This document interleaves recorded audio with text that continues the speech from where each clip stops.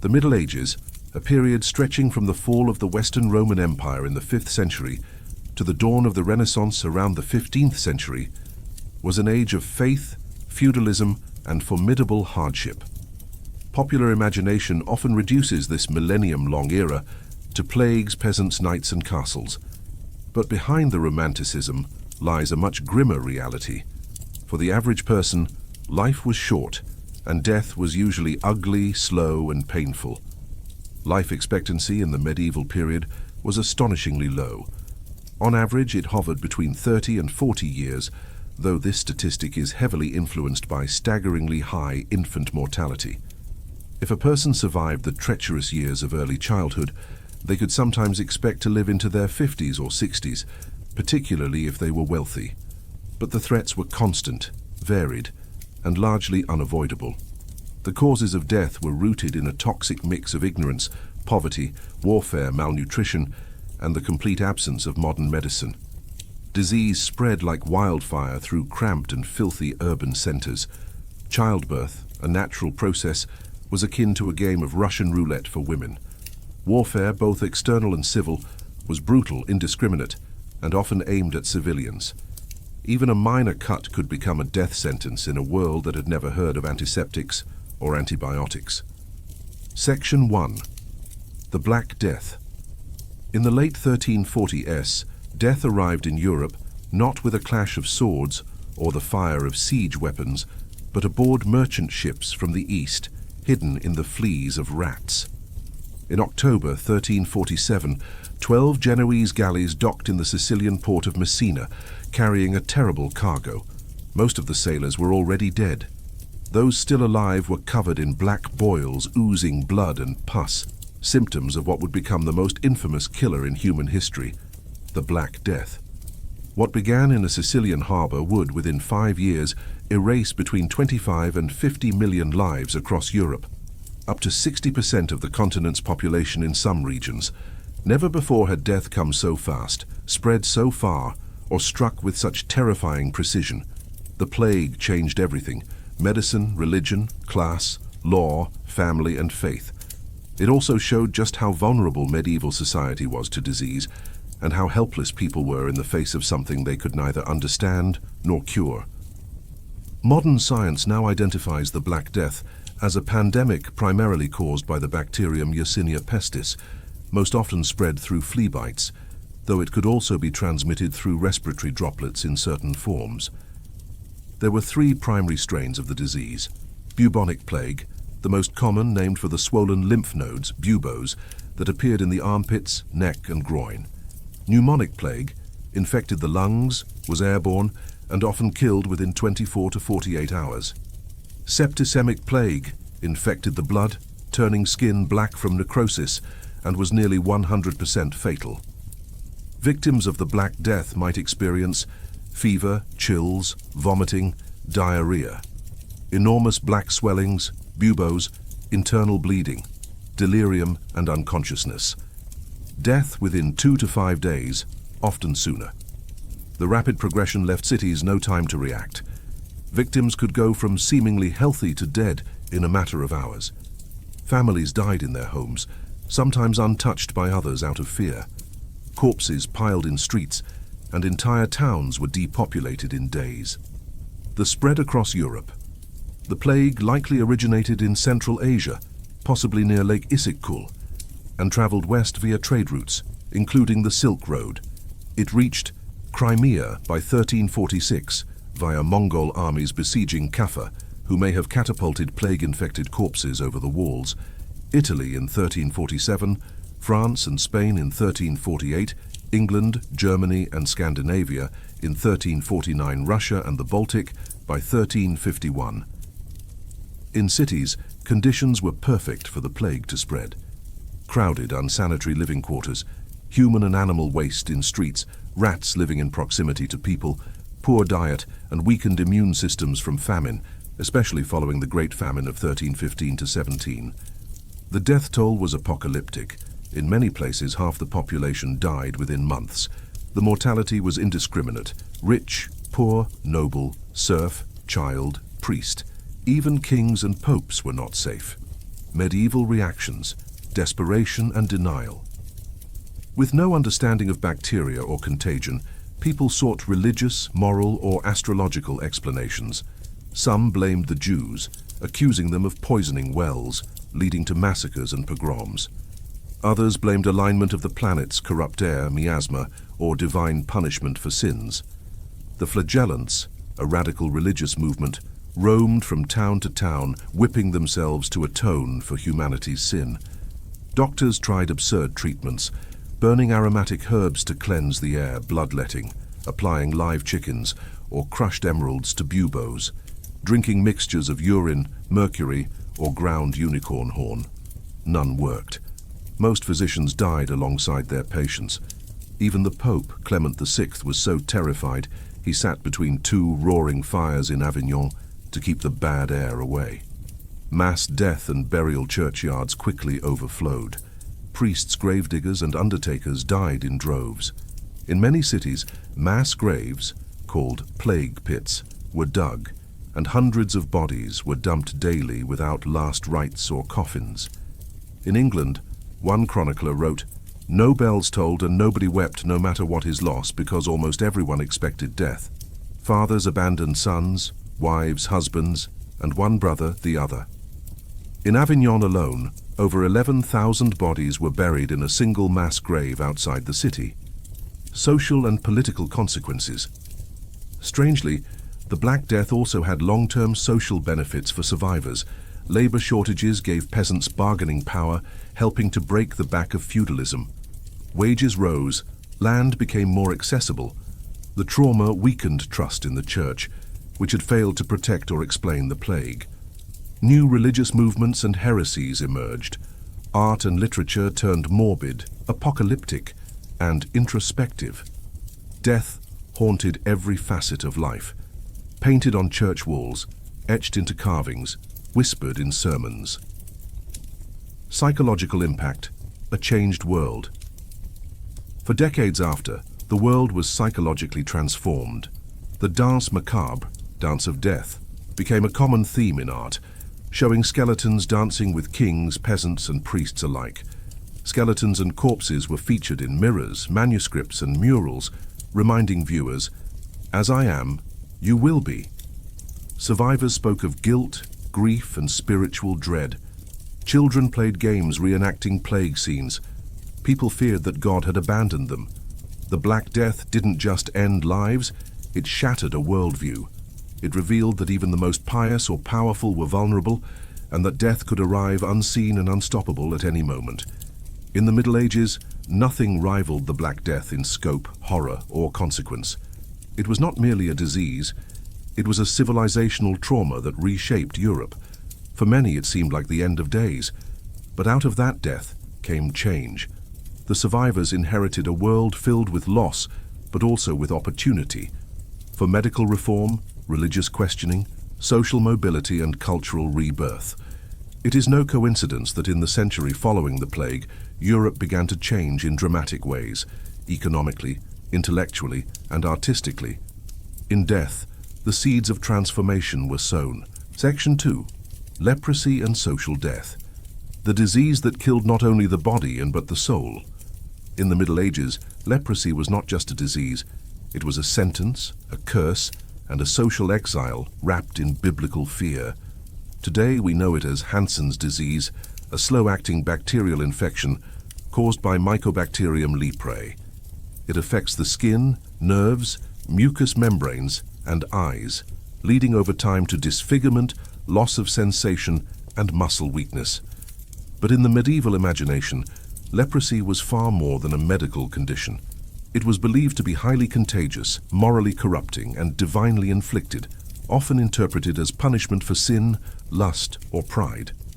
The result was a cruel reality. While leprosy rarely killed directly, it socially executed its victims. Leprosy was deeply entangled with Christian theology. In the Bible, especially in Leviticus, lepers were to be cast out from the camp, avoided, and marked as spiritually impure. Medieval clergy taught that leprosy was not only physical decay, it was an outward manifestation of inner moral rot. This moral reading meant lepers were viewed with a unique mix of pity, horror, and loathing.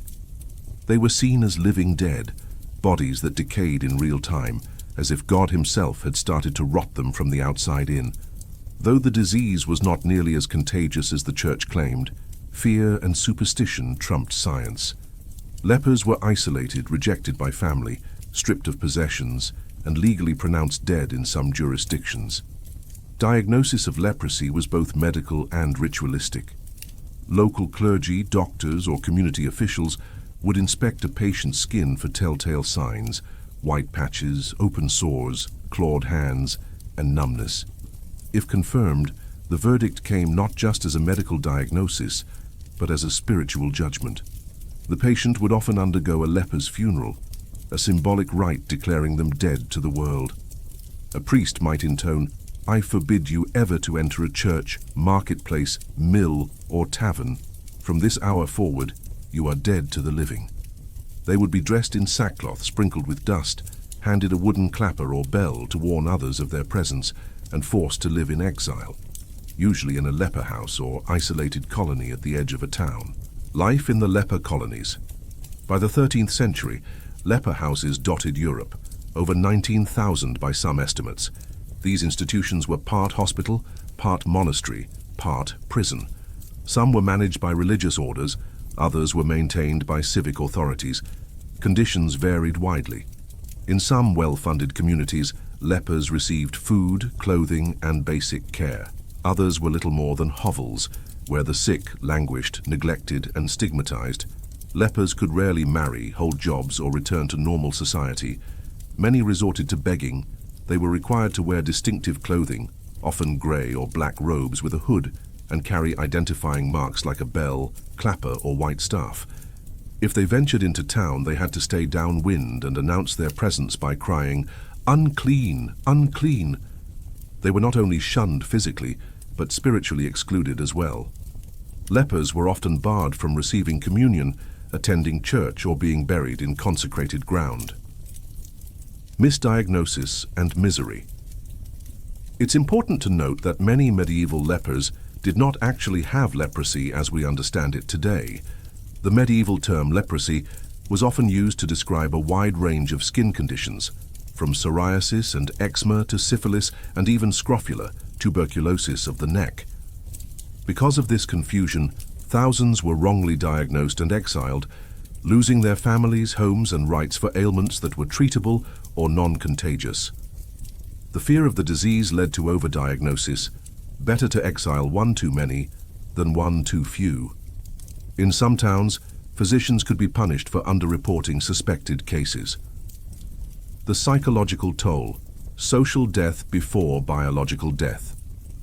Unlike the Black Death, which killed quickly and indiscriminately, leprosy was a slow-motion apocalypse.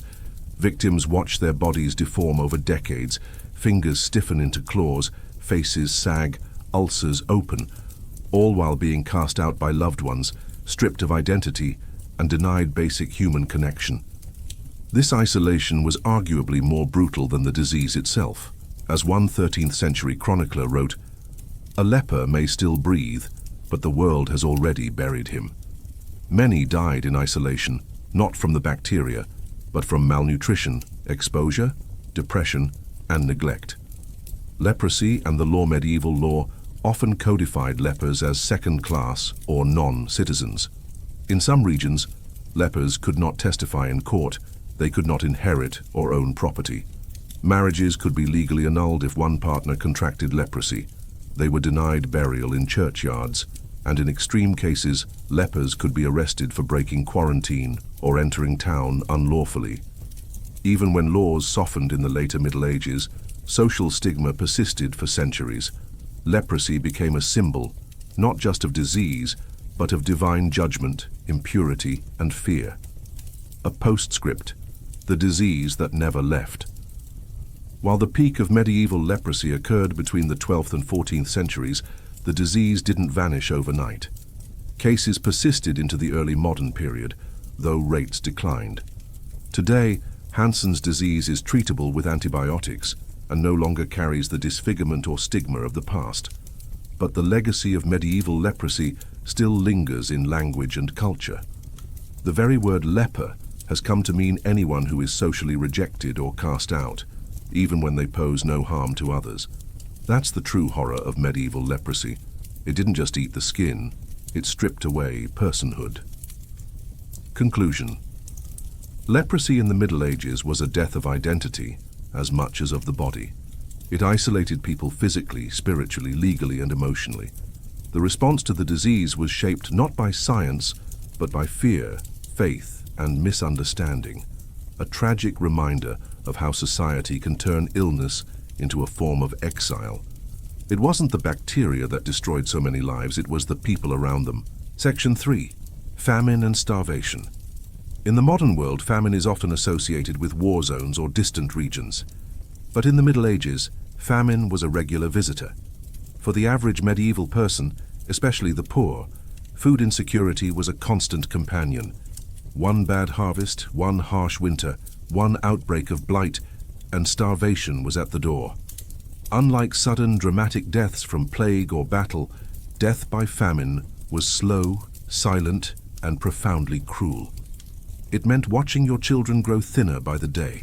It meant boiling tree bark for broth, chewing on leather shoes, or trading your last possessions for moldy bread. And for millions, it meant dying in filth and silence, too weak to cry out, too forgotten to be mourned. The Great Famine of 1315 to 1317. The most infamous medieval famine struck in the early 14th century, the Great Famine, spanning 1315 to 1317, with ripple effects lasting even longer. It affected nearly all of Northern Europe, England, France, Germany, the Low Countries, Scandinavia, and beyond. The causes were numerous and devastating. Relentless rain and cold beginning in 1315 ruined crops year after year. Harvest failures meant granaries were empty by spring. Livestock diseases, possibly anthrax and foot and mouth, decimated cattle and sheep. Roads turned to mud, transport of food collapsed. And worst of all, the medieval world had no infrastructure to deal with a continent-wide food shortage. By the winter of 1316, millions were starving. Chroniclers described corpses in the streets, swollen with hunger, their skin stretched tight over bone. Desperation and horror famine in the Middle Ages wasn't just about going hungry. It often descended into the unthinkable. Survivors of the Great Famine and similar crises recorded parents abandoning or eating their children, corpses being dug up and consumed, criminals offering to be executed just to get a last meal, bread made from ground-up roots, ferns, weeds, and clay people, so weak from hunger, they collapsed and died while walking to church or market. One chronicler in the Low Countries wrote, "The living were scarcely able to bury the dead, and the hungry devoured their own kind." While such accounts may contain exaggeration, archaeological and environmental records confirm extreme hardship during these years, malnutrition, reduced stature in children, and even signs of cannibalistic activity in some sites. A fragile food system. The medieval agricultural system was highly vulnerable. Most peasants lived harvest to harvest. They had no surplus, no access to distant markets, and no insurance against disaster. Crops like wheat, rye, and barley were prone to fungal infections like ergot, which could cause hallucinations, convulsions, or death. Wet summers led to moldy grain and spoiled stores. Grain could not be preserved well. Rats, mold, and moisture often destroyed entire supplies. Fields were often overused without crop rotation, depleting soil fertility. Add in war, taxation, or disease, and the whole system could collapse. This fragility meant that even minor climate changes had major effects. The early 14th century marked the beginning of the Little Ice Age, a period of cooler, wetter weather that would plague Europe for centuries and contribute to recurring famines. Who suffered most? Famine didn't kill equally. As always, the poor suffered first and hardest. Landless peasants and urban poor had no food reserves. They starved openly. Tenant farmers were still required to pay rents, taxes, and tithes, even if their harvests failed. Orphans, widows, and the elderly had no safety net. In cities, bread riots were common, with starving mobs attacking bakeries and grain merchants. The rich could still import food, hoard grain, or bribe officials, but even they weren't immune to the psychological toll. As hunger spread, crime surged, villages emptied, and trust in institutions eroded. Famine bred fear, desperation, and violence, and eventually a growing distrust in divine protection. Cycles of hunger. Famine as a recurring killer. While the Great Famine of 1315 to 1317 was the most devastating, it was not unique.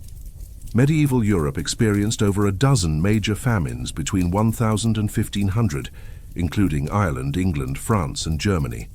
These famines were not isolated events, they were part of a cycle: poor harvest, hunger, malnutrition, disease, and death. And often, famine paved the way for plague. Starving people were more susceptible to infection. Poor nutrition lowered resistance to disease, and weakened populations, packed into cities or camps in search of food, were easy prey for contagion. In this way, famine and disease were twin killers, each feeding the other. Moral interpretations: hunger as divine punishment. As with leprosy and plague, famine was often seen as a punishment from God. Sermons blamed sexual immorality, pride and luxury, neglect of the poor, or even astrological alignments and witchcraft. In some towns, processions and public flagellations were organized to appease divine wrath. Others turned on outsiders, foreigners, or Jews, hoping a scapegoat would end their suffering. The theological framing of hunger reinforced fatalism. If famine came from God, there was little sense in building infrastructure or reforming agriculture. Hunger was a trial to endure, not a problem to solve. Long-term consequences. Famine reshaped medieval society in subtle but profound ways. Population decline across Europe, especially in the early 14th century, changes in land use, including fallow fields, smaller villages, and abandoned farms. Peasant uprisings, fueled by hunger and injustice, e.g., the English Peasants' Revolt of 1680, 1381. Shift in diet in some regions, with a turn toward legumes, dairy, and hardier grains, increased mortality from future epidemics due to weakened immune systems. Some communities, like monasteries, experimented with grain storage, fish farming, and food preservation techniques, but widespread change came only centuries later. Conclusion. Famine in the Middle Ages was not a one-time disaster. It was a recurring shadow over everyday life. It killed by inches, not moments. It took children from mothers, wives from husbands, and hope from entire communities. Unlike war or plague, it offered no clear enemy, just a slow, remorseless withering. To die of hunger in the Middle Ages was to fade, body, strength, dignity, until you simply could no longer go on. And for those who survived, famine remained a lifelong fear, a ghost on the horizon of every bad harvest, every cold spring, every empty granary. Section 4. Battlefield death, war, wounds, and no mercy. Glory in battle was rare. Pain and death were not. The Middle Ages were soaked in conflict, not just grand crusades and epic sieges, but feuds, raids, revolts, and skirmishes that touched nearly every corner of Europe. Warfare during this time was constant, chaotic and cruel, with thousands dying in muddy fields, burning villages, or fortresses under siege. The idea of chivalric honor was real, but mostly for the elite. For the vast majority of medieval soldiers, war was about blood, suffering, and early death. And unlike modern warfare, there were few rules, no medics, no Geneva Conventions, and almost no anesthesia. Common causes of death in battle. So how did people die on the medieval battlefield? 1. Bladed weapons. Most soldiers were armed with swords, axes, or spears. A single clean blow from a sword could kill, but in practice, death was often slow and violent. Soldiers frequently died from deep slashing wounds to the neck or legs, stab wounds to the abdomen or chest, loss of limbs from axes or halberds, exsanguination, bleeding out from an untreated injury. There were no antibiotics. If the wound didn't kill you, the infection likely would. 2. blunt force trauma. Weapons like maces, hammers, and flails didn't need to pierce armor. They crushed what was inside. A mace to the skull could fracture the cranium, cause internal bleeding, rupture the brain or spine. These weapons were especially favored against armored opponents. Third, projectiles and arrows. Arrows and crossbow bolts were terrifyingly effective. Arrows could puncture lungs, kidneys, or eyes. Some were barbed to cause maximum internal tearing. And at battles like Agincourt, 1415, English longbows rained death on French knights. Thousands were cut down before they could even raise a weapon. Crossbows were even more lethal. Their bolts traveled with enough force to pierce chainmail, plate armor, and shields. 4. Trampling and crushing. On a battlefield, chaos reigned. Soldiers were trampled by war horses, crushed under falling comrades, or buried alive in mud and blood. Heavy armor made it almost impossible to get back up once a knight fell. 5. Burning, drowning, or suffocating sieges brought new horrors. Boiling oil, burning pitch, and fire arrows were used to flush out defenders. Some soldiers drowned in moats or suffocated in smoke during castle assaults. Others were buried alive when siege towers or walls collapsed. Siege warfare, starvation and slaughter. Sieges were a signature feature of medieval warfare. Long, slow campaigns where cities or castles were surrounded and cut off. There were two basic options: wait them out, starve the defenders until they surrendered, breach the walls, and unleash hell inside. The first was deadly for civilians.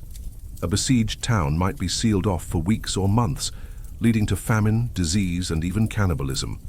One chronicler during a siege in the 12th century wrote of mothers eating their own children. The second option, an assault, was often worse. Once walls fell, attackers sacked the city, looting, burning, and massacring at will. Civilians were not spared. Children, women, and clergy were often killed alongside defenders. A Latin proverb from the time captured the norm: vae victis, woe to the vanquished. Peasant soldiers, disposable and forgotten. Most medieval armies were not made up of noble knights. They were filled with peasants, serfs, mercenaries, and pressed villagers, often poorly armed and poorly trained. Peasant levies were given wooden shields, rusty spears, or farm tools lined up in the front ranks, the first to die often left behind after a battle. No burial, no glory. They died in droves, and their names rarely entered history books. For the elite, war was about honor and ransom. A captured knight might be worth a fortune. For the poor, war was about dying anonymously in a ditch. Infection, disease, and aftermath. Many did not die during the fight, but days later from horrific wounds and untreated infections. Arrow wounds festered in the gut or lungs. Broken bones splintered through skin. Maggots and gangrene set in quickly. Without antiseptics or antibiotics, even small wounds could be fatal. Surgeons might try cauterization, burning the wound shut with red-hot iron, but this often caused shock, sepsis, or death. Injured soldiers unable to walk or move were left behind, where wild animals, crows, or enemy scavengers picked their bodies clean. Psychological trauma, the unseen wound. Modern soldiers suffer post-traumatic stress disorder, PTSD. Though it wasn't named in the Middle Ages, the symptoms were visible: shell shock madness, visions or nightmares, withdrawal from society. Some knights and soldiers, especially veterans of long crusades, returned home broken, violent, or suicidal. Monasteries occasionally housed retired warriors suffering from what we'd now call combat trauma. War as a business and a butchery. For many medieval rulers, war wasn't just about defense. It was a tool of power and profit. Kings, dukes, and lords launched wars for territory inheritance claims, prestige, or even divine justification, like the Crusades.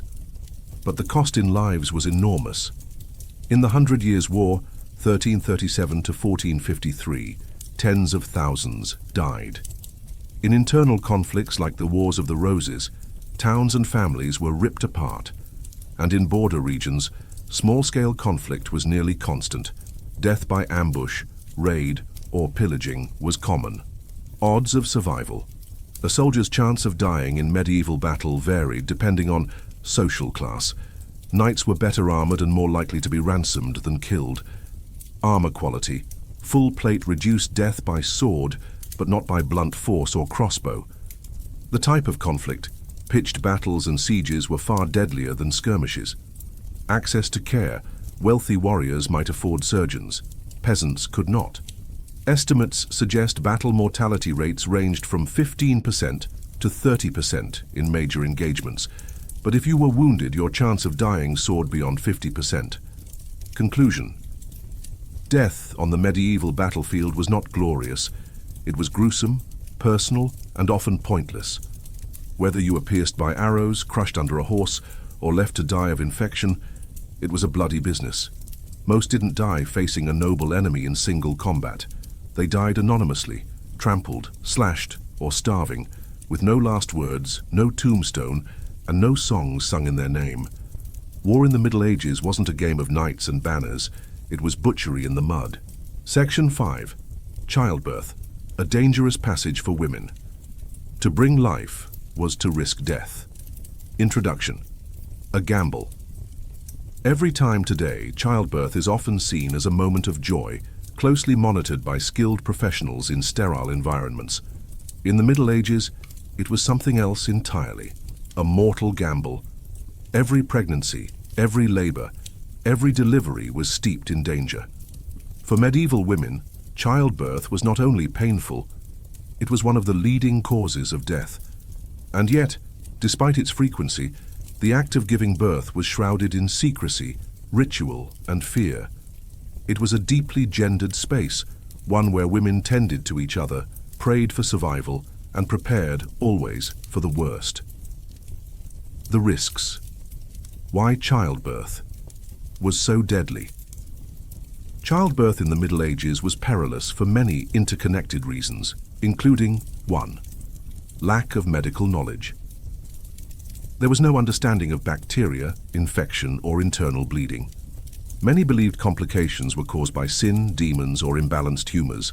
Instruments were crude, and remedies were often herbal, superstitious, or dangerous. 2. No trained professionals, for most midwives, handled almost all deliveries. Some were highly experienced, but few had formal training. Physicians rarely attended births unless a wealthy or noblewoman was involved, and even then, they offered little more than incantations or painful, risky procedures. 3. No sanitation. There were no sterile instruments, no clean bedsheets, and no hand washing.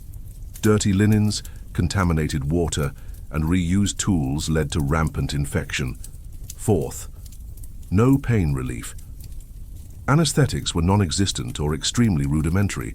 Labor could last days, and women endured excruciating pain, often while dehydrated, bleeding, and surrounded by chaos. 5. High risk of complications, breech births, placenta, previa, hemorrhage, eclampsia, convulsions, and high blood pressure, puerperal fever, a deadly postpartum infection. All were common. Few had effective treatments. Puerperal fever, the silent killer. Perhaps the most feared post-birth threat was childbed fever, now known as puerperal sepsis, a bacterial infection contracted during or after delivery. It was usually caused by dirty hands of the midwife, soiled linens or tools, retained placenta fragments. Women would seem to recover, only to be sweating, shivering, and delirious within days. Their stomachs would bloat, fevers spike, and by the 3rd or 4th day, many were dead. Today, antibiotics treat this easily. In the Middle Ages, it was a death sentence. Entire villages knew the pattern well. Cultural context, ritual, religion, and fear. Because childbirth was so dangerous, it was wrapped in ritual and superstition. Prayers and saints' women prayed to Saint Margaret of Antioch, patron saint of childbirth. Relics of saints were placed on the woman's belly or in her bed. Special prayers were recited to ease labor or protect the infant. Holy girdles and charms. Many women wore birthing girdles, strips of parchment or silk inscribed with protective texts, saints' names, or magical charms. Some were even blessed by priests. These were wrapped around the waist during delivery as a form of spiritual protection. Confession and last rites. It was common for pregnant women to confess their sins in the final weeks and prepare for death. If labor became difficult, priests might be summoned to perform last rites, often with the woman screaming or unconscious. In some regions, if the mother died during labor, the midwife would cut open her belly in a last-ditch effort to save the child. Stillbirth and infant mortality. It wasn't just the mother at risk. The baby often didn't survive either. Stillbirths were frequent, especially with breech positions or tangled cords. Many babies were born weak, blue, or unresponsive. Infants who died before baptism caused immense theological anxiety, as they were believed to be barred from heaven. The Church invented the concept of limbo to explain their fate, a place of peace but not salvation.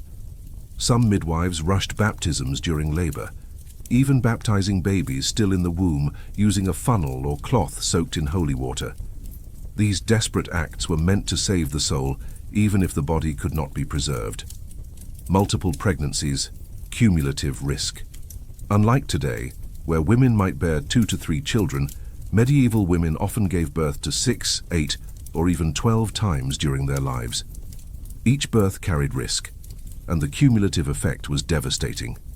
Estimates suggest a 1 to 3% chance of death per birth, a 14 to 25% chance of dying in childbirth over a lifetime. Those are odds that no modern society would tolerate, but in the Middle Ages, they were accepted as fate. Death in childbirth. Grief and aftermath. A woman who died in childbirth was often mourned, but not always with ceremony. Peasant women might be buried without markers, especially if the child also died. Wealthier women might have inscriptions naming them as having died in partu, in labor, a sort of tragic honor. In many cases, mothers who died in childbirth were buried holding their newborn dead or alive. There are archaeological digs across Europe that show women interred in labor position, with an infant's bones still lodged in the pelvic cavity. These are known as coffin births, when gases from the decomposing body pushed out a partially delivered fetus after burial. It is one of the most haunting discoveries archaeologists can find. Cultural context, ritual, religion, and fear. Because childbirth was so dangerous, it was wrapped in ritual and superstition. Prayers and saints' women prayed to Saint Margaret of Antioch, patron saint of childbirth. Relics of saints were placed on the woman's belly or in her bed. Special prayers were recited to ease labor or protect the infant. Holy girdles and charms. Many women wore birthing girdles, strips of parchment or silk inscribed with protective texts, saints' names, or magical charms. Some were even blessed by priests. These were wrapped around the waist during delivery as a form of spiritual protection. Confession and last rites. It was common for pregnant women to confess their sins in the final weeks and prepare for death. If labor became difficult, priests might be summoned to perform last rites, often with the woman screaming or unconscious. In some regions, if the mother died during labor, the midwife would cut open her belly in a last-ditch effort to save the child. Stillbirth and infant mortality. It wasn't just the mother at risk. The baby often didn't survive either. Stillbirths were frequent, especially with breech positions or tangled cords. Many babies were born weak, blue, or unresponsive. Infants who died before baptism caused immense theological anxiety, as they were believed to be barred from heaven. The Church invented the concept of limbo to explain their fate, a place of peace but not salvation. Some midwives rushed baptisms during labor, even baptizing babies still in the womb using a funnel or cloth soaked in holy water. These desperate acts were meant to save the soul, even if the body could not be preserved. Multiple pregnancies, cumulative risk. Unlike today, where women might bear 2 to 3 children, medieval women often gave birth to 6, 8, or even 12 times during their lives. Each birth carried risk, and the cumulative effect was devastating. Estimates suggest a 1 to 3% chance of death per birth, a 14 to 25% chance of dying in childbirth over a lifetime. Those are odds that no modern society would tolerate, but in the Middle Ages, they were accepted as fate. Death in childbirth. Grief and aftermath. A woman who died in childbirth was often mourned, but not always with ceremony. Peasant women might be buried without markers, especially if the child also died. Wealthier women might have inscriptions naming them as having died in partu, in labor, a sort of tragic honor. In many cases, mothers who died in childbirth were buried holding their newborn dead or alive. There are archaeological digs across Europe that show women interred in labor position, with an infant's bones still lodged in the pelvic cavity. These are known as coffin births, when gases from the decomposing body pushed out a partially delivered fetus after burial. It is one of the most haunting discoveries archaeologists can find. Surviving mothers, a life of strain. Even when women survived childbirth, their health was often permanently damaged. Pelvic injuries, bladder or rectal prolapse, chronic infections. Postpartum depression, though unrecognized, was likely common. Mothers were often expected to return to work or chores within days, regardless of blood loss or pain. Many suffered in silence because their injuries were seen as a natural part of womanhood. Midwives, helpers, and scapegoats. Midwives were essential to childbirth, often the only attendants a woman would see. Many were skilled and experienced, passing down their knowledge through oral tradition. But midwives also walked a dangerous line. If a mother or child died, they were sometimes blamed and accused of witchcraft, malpractice, or sinful interference. Inquisitions and church courts occasionally tried midwives for alleged demonic births, especially in the later medieval period when witch hunts intensified. Death by life. The paradox of medieval childbirth was cruel. The act of creating life could be a woman's death sentence. It demanded strength, courage, and a readiness for finality. There was no epidural, no cesarean, no certainty, only pain, hope, prayer, and the brutal statistics of fate. Conclusion. Death in childbirth was so common in the Middle Ages that it shaped theology, ritual, gender roles, and family life. Every pregnancy was a high-risk endeavor, every birth a brush with mortality. Today we marvel at the courage of medieval warriors or martyrs. But perhaps the bravest souls were the women who faced childbirth, again and again, knowing full well they might not survive. In the Middle Ages, to bring a child into the world was to walk willingly into the arms of death, and often never return. Section 6. Execution. Death as a spectacle and a warning. Justice in the Middle Ages didn't whisper, it screamed.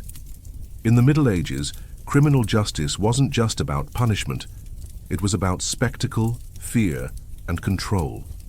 Executions were designed to make a statement. They were loud, visible, and often brutal, staged in public squares, crossroads, or just outside city gates for maximum psychological impact. The goal wasn't simply to kill the condemned, it was to terrify the living into obedience. These punishments were deeply tied to class, religion, and politics. The manner of your death, and how long it took, said a great deal about who you were and who was watching, who was executed, and why. Medieval law was harsh and inconsistent. People could be executed for a staggering variety of offenses, depending on local customs and social rank. Common capital crimes included theft, especially repeat offenders, murder, arson, treason, witchcraft, heresy, adultery in some regions, counterfeiting, poaching royal game. While nobles might be spared public humiliation, commoners suffered the full force of the law.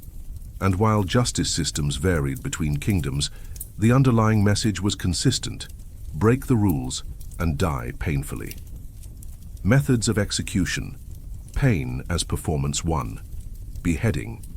Seen as the most honorable method, usually reserved for nobles or those convicted of treason. Quick but not always clean, dull axes or poor aim could mean multiple strokes. Executioners were expected to be skilled. A botched beheading was a source of public shame. In England and France, heads of traitors were displayed on spikes at city gates as a warning. 2. Hanging. The standard execution method for common criminals. Victims were hanged by the neck until dead, usually from gallows in the town square. Poor construction often led to strangulation, not neck-breaking, meaning a slow, agonizing death lasting minutes or longer. Hanging was a crowd event. Markets were even scheduled around it. 3. Burning at the stake, used especially for heresy or witchcraft. Victims were bound to a post and burned alive. Death might come from smoke inhalation, heat stroke, or direct flames. Executioners sometimes placed gunpowder pouches around the neck to hasten death, a mercy rarely granted. 4. Drawing and quartering, England especially. Reserved for the most severe crime, high treason. The condemned was hanged, but cut down alive, then disemboweled, castrated, and quartered. Body cut into 4 parts. Heads and limbs were displayed across the realm to spread terror. It was a horrifying spectacle, with large crowds gathering to watch. 5. Breaking on the wheel, continental Europe. Used for murderers and highway robbers. The victim was tied to a wagon wheel and bones shattered with iron bars. Sometimes they were braided into the spokes, left to die slowly over hours or days. Often displayed high above the ground, left to rot. 6. Drowning common for women, especially accused of infanticide, theft, or sorcery, often weighed down and dropped into rivers or lakes. Also part of trial by ordeal. If a woman floated, she was guilty and executed. If she sank, she was innocent, but dead. 7. Crushing, less common, but deeply symbolic. In England, those who refused to plead, standing mute, could be crushed under stones until they agreed or died. Symbolized the weight of justice, literally. A show for the masses, executions were public for a reason. They were part of a theater of fear. Markets and festivals were held around execution days. Vendors sold food and trinkets, turning death into entertainment. Crowds jeered, cheered, or sometimes wept, depending on the victim. The condemned might make a final speech, begging for mercy or cursing their enemies. In many towns, executions took place at a central scaffold or hill, making the act visible for miles. Children were brought to watch, as a lesson in obedience. Witchcraft and heresy. Death by belief. During periods of intense religious control, especially the late medieval period, thousands were executed for non-crimes, like questioning church doctrine, practicing folk healing, being accused of sorcery, holding heretical texts. The Inquisition across Europe tried and executed heretics and witches, often on no real evidence, just suspicion, rumor, or spite. Women, especially healers or midwives, were frequent targets. Trials often relied on torture to extract confessions. Being accused often meant death was inevitable. The executioner, feared and necessary. Executioners held a strange position in medieval society. Feared and avoided in public life, they were believed to carry spiritual impurity, yet essential to the legal system. Often inherited the role from father to son. Lived on the outskirts of town, literally and socially. Some were highly skilled, able to kill quickly and precisely. Others were drunk, cruel, or inexperienced, botching executions to the horror of onlookers. Executioners were paid per job, more for difficult cases, and sometimes allowed to keep the clothes or possessions of the condemned. Burial and aftermath. Executed criminals were typically denied church burial and buried in unmarked graves outside town limits, sometimes in pits filled with other executed bodies. Religious heretics and witches were considered damned. Their remains might be burned to ash or scattered to prevent their return or veneration. In rare cases, body parts were kept as trophies, relics, or tools for magical rituals. Heads mounted on spikes might remain for months or years, slowly decaying until nothing but a skull remained, a permanent reminder of the cost of rebellion. Conclusion. Execution in the Middle Ages was more than a punishment. It was a message carved in flesh and fire. It reminded the population that authority was sacred, sin was deadly, and the body could be used to terrify the soul. Whether swinging from a rope, burning at the stake, or torn into quarters, the condemned served one final function: to make everyone else think twice. Justice wasn't blind, it was spectacular. Disease and the dirty body, from dysentery to stinking death. Where filth ruled, death followed. Imagine a world without hand soap, flushing toilets, antiseptics, or refrigeration. That was the Middle Ages. Most people had no understanding of hygiene, and even less understanding of what caused illness. The connection between filth and disease was barely understood until the 19th century. In medieval Europe, your greatest enemy might not have been war or starvation, but your own unclean environment and the thousands of microscopic killers thriving within it. Hygiene in the Middle Ages. A dangerous absence. There were public bathhouses in some towns and personal bathing among the wealthy, especially in early medieval periods. But during much of the Middle Ages, the Christian Church discouraged public nudity, linking cleanliness with vanity and sin. As time went on, bathing became less frequent. Clean water became scarce or polluted. Soap was expensive and homemade if available at all. Human and animal waste littered streets, alleys, and rivers. Even noble homes often had chamber pots dumped out windows with shouts of "Gardez-vous," a warning for anyone walking below. And yet people ate, drank, worked, and slept amid this contamination. Everyday sickness and the filthy body. Living without sanitation brought a whole host of chronic, painful, and often fatal conditions. 1. Dysentery, the bloody flux. One of the most common killers, dysentery is a form of infectious diarrhea, often bloody, painful, and dehydrating. It spread rapidly in towns, monasteries, or armies. Children and the elderly were especially vulnerable. Death could come in days after agonizing cramping, vomiting, and bloody stools. Medieval texts described it as a death by the gut, and many believed it was divine punishment for gluttony or sin. 2. Chronic worms and parasites. Without clean water or food standards, most people hosted an ecosystem of parasites. Tapeworms, roundworms, and pinworms were extremely common. Children often died from complications of infestation. Some worms grew several feet long inside their hosts before being expelled. Monks occasionally recorded mass infestations in poorhouses and among pilgrims. 3. Tooth infections. Without toothbrushes or dentists, dental decay was rampant. Rotten teeth caused abscesses, which led to jaw infections. Infections could travel to the brain or bloodstream, causing death. Tooth pain was constant for many adults. Chroniclers note kings and knights felled not by sword, but by infected molars. 4. Scabies, lice, and skin disease.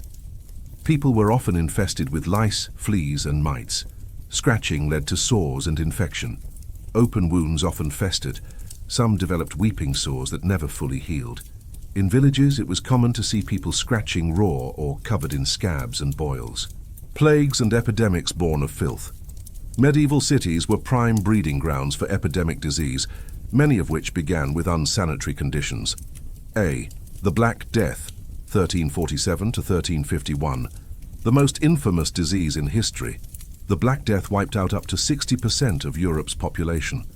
Spread via fleas on rats, which thrived in filthy urban environments. Victims suffered from boils, fever, vomiting blood, and died within days. Bodies were often left in piles. Mass graves were dug hastily. The plague returned every 10 to 20 years in waves, feeding off the same dirty conditions that had never been fixed. B. Sweating sickness. A strange, fast-acting disease, mostly in the 15th to 16th century England. Victims would suddenly sweat profusely, collapse, and die in hours, possibly spread via body lice or contact, worsened by poor hygiene. Even Henry VIII feared it so much that he fled London multiple times when outbreaks began.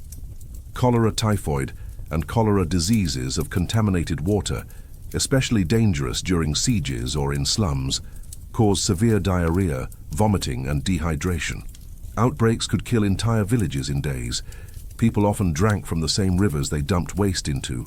Medieval cures, sometimes worse than the disease. Without knowledge of germs, cures ranged from bizarre to harmful. Bloodletting, believed to rebalance the humors, often weakened already sick patients. Purging and vomiting caused dehydration. Boil lancing, done with unclean knives, spreading infection.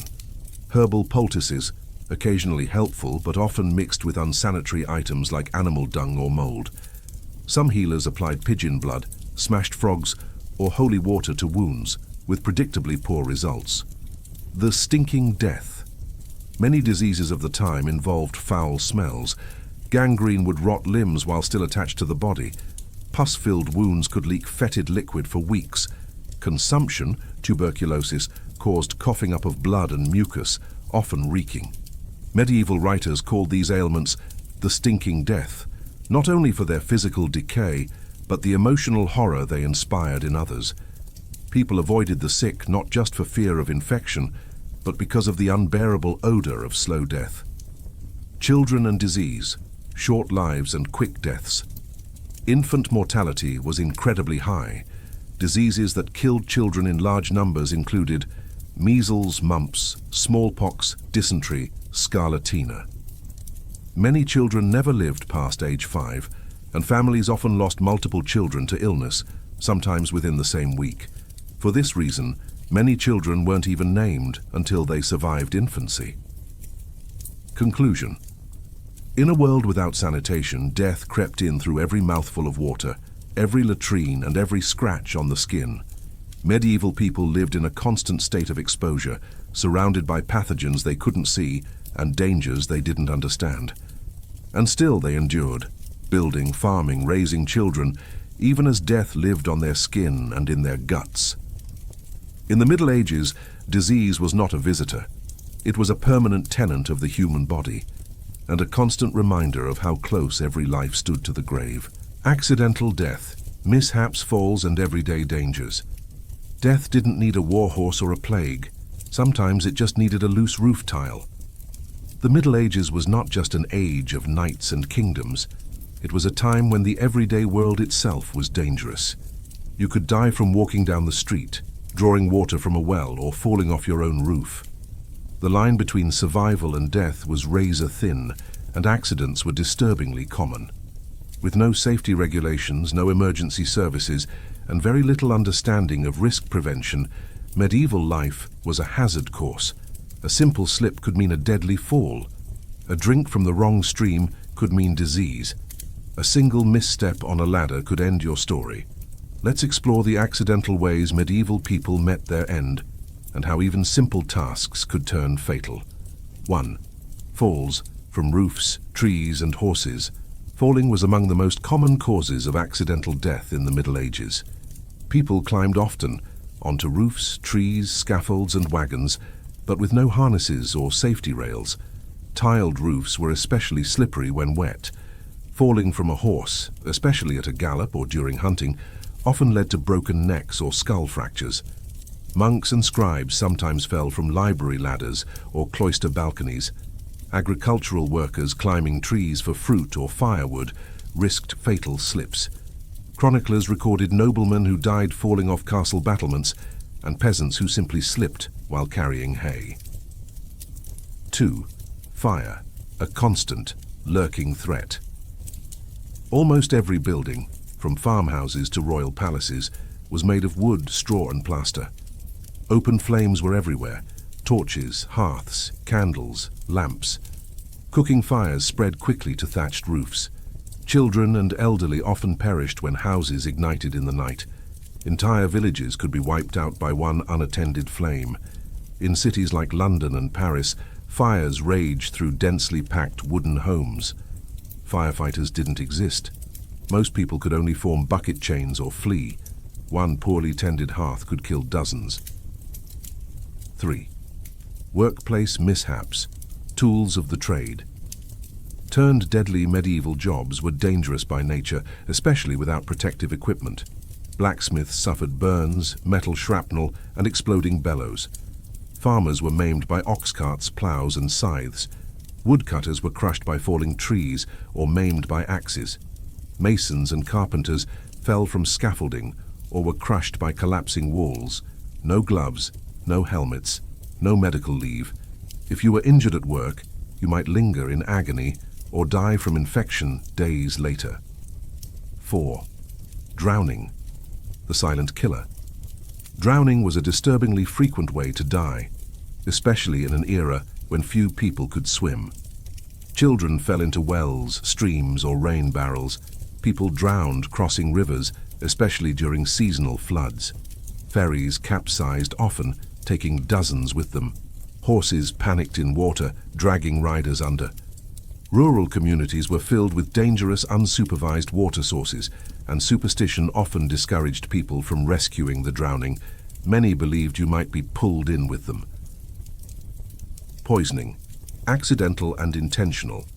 While poisoning was famously a tool of assassination, most deaths by poison were accidental. Food spoiled quickly without refrigeration, meat and dairy especially. Poor people ate bread made with moldy or toxic grains, leading to ergotism, a disease caused by fungus-contaminated rye. Lead and pewter cups could leach heavy metals into wine and ale. Herbal remedies, mismeasured or misidentified, sometimes killed patients outright. In many cases, medieval people didn't realize what had happened, only that the sick died suddenly and painfully, often vomiting and hallucinating. Animal attacks, domestic and wild. The medieval world was far from tamed. People regularly shared their space with dangerous animals, some wild, others domestic. Horses could crush handlers or kick fatal blows. Bulls and oxen sometimes gored farmers or rampaged. Boars and bears, hunted for sport, often turned on their pursuers. Rabid dogs were a constant threat. A single bite could spell a horrific death by hydrophobia. Even rats, though not killers directly, contributed to death via plague-carrying fleas. Structural collapse. Homes, churches, and castles' buildings were often poorly constructed, especially in peasant villages. Roofs caved in under snow or rot. Castle walls crumbled after storms or siege damage. Church towers occasionally collapsed mid-service, crushing congregants. A tragic account from 1284 describes a wedding party crushed when a balcony gave way, killing over 80 people in one instant. 8. Hunting accidents. Nobility and death by sport hunting was a favorite pastime of medieval nobility, but also a lethal one. Boar tusks, antlers, or panicked stags could gore hunters to death. Arrows or crossbow bolts misfired or hit the wrong target. One knight famously accidentally speared his own squire through the chest during a deer hunt. Even King William II of England, William Rufus, was killed by a stray arrow during a forest hunt in 1100, though some believe it was no accident. 9th, building cathedrals. Death in the name of God. The building of Gothic cathedrals required huge numbers of laborers working at great heights. Scaffolding collapsed. Stone blocks crushed workers. Pulley systems failed. Workers fell from towers or spires. Most were buried without fanfare, though some cathedrals included carvings of workers, perhaps a small nod to those who died building monuments to heaven. 10. Transportation. Dangerous roads and unreliable vehicles. Travel was dangerous and slow. Wagons overturned, crushing passengers. Bridges collapsed, especially during floods. Bandits murdered travelers, often throwing their bodies into ravines or wells. Horses and oxen were unpredictable, especially if startled. Even short journeys could end fatally. And since roads were often rutted, muddy, or iced, falls and crashes were routine. Conclusion. You didn't need to go to war, contract the plague, or face a dungeon to die in the Middle Ages. You could simply trip, slip, burn, or break your neck while doing something ordinary. In a world without safety nets, physical or medical, accidents were merciless. There were no emergency rooms, no ambulances, and no second chances. In medieval life, even the mundane could be fatal. Alchemy, apothecaries, and medical misfires. The cure was sometimes worse than the disease. In the Middle Ages, medicine was less a science and more a mix of folk wisdom, superstition, astrology, herbalism, and a generous helping of guesswork.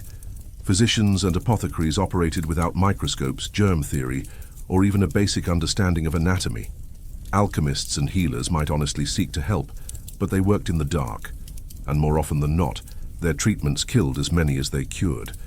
Whether you were rich or poor, falling ill meant placing your life in the hands of someone who might bleed you to death, dose you with mercury, or balance your humors with a concoction that would drop a mule.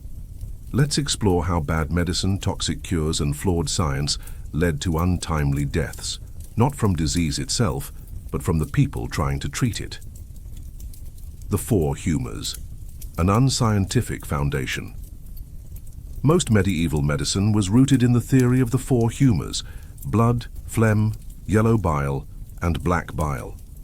According to ancient Greek teachings revived in the Middle Ages, especially Galen's, illness resulted from an imbalance of these fluids.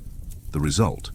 Treatments focused not on the disease but on rebalancing the body, with results that could be catastrophic. A fever, you had too much blood, so bloodletting was prescribed. Feeling sluggish? That must be phlegm. So, you were given a diuretic or emetic to purge. Melancholy? Black bile. You might be purged again, starved, or subjected to hot iron therapy. Patients already weakened by illness were often bled, dehydrated, or poisoned into the grave. Bloodletting. Death by 1,000 cuts. One of the most common and most dangerous treatments was bloodletting. Doctors, barbers, and monks used knives, lancets, or leeches, often drained up to a litre or more of blood in a single session. Believed bleeding reduced fever or overactivity in the body.